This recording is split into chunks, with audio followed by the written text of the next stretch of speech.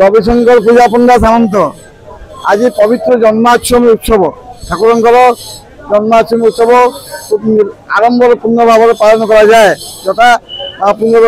प्रथम गोपाल बल्लभ भोग सर सकाल धूप सर मध्याह्न धूप सर द्विपहर धूप सर संध्या धूप पर ठाकुर जन्माष्टमी नीति हम पूरा राति पाई पूरा विभिन्न प्रकार उत्सव अच्छी पूरा जन्म उत्सव हम जन्म उत्सव नाभिकटा हम नामकरण हम दौड़ झुलिए विभिन्न प्रकार राति पूरा काली राति ठाकुर आज पौरवा संभव नुह। जय जगन्नाथ श्री श्री जगन्नाथ महाप्रभुंकर पावन पवित्र पुरुषोत्तम क्षेत्र में महाप्रभुंकर जिते गुड़िए नीतिकांति रही आज प्रसिद्ध जन्माष्टमी जहाँकि श्री जगन्नाथ मंदिर रे अनेक नीतिकांति संध्या धूप पर महाप्रभुंकर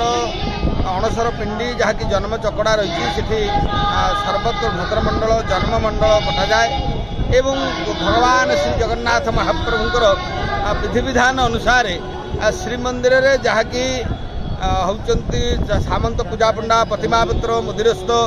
पारंपरिक सेवक मान रही महाजन सेवक दुई जन रहती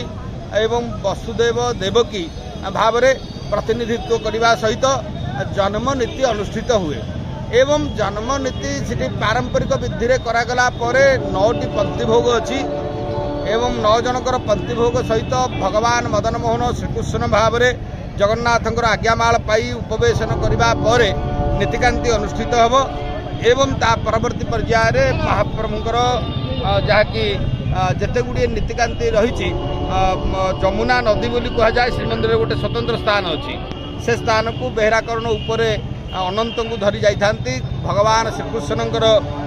स्वतंत्र भाव होती मस्तक धारण कर वसुदेव जाती उग्रसेन बेसरे जड़े सेवक सी आसी रास्तार उगलिबे ये सब नीति श्रीमंदिर में पारंपरिक विधि विधान अनुसार अनुष्ठित हेबे तेणु ताकू देखापी आज श्रीमंदिर में प्रबल गहली रही निश्चित भाव में प्रभुंकर ये नीति हूँ स्वतंत्र निरा परंपरा जे महाप्रभु निजे निजकू गर्भधारण करिथांती निजे जन्म भगवान गर्भोदक वंदापना एवं होती जहाँ को कह जाए जेउड़ भोग होती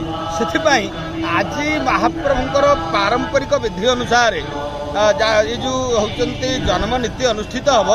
महाप्रभुंकर जन्म नीति की दर्शन करने माने अक्षय पुण्य होता है तेणु इठी गोटे स्वतंत्रता नीति श्रीमंदिर में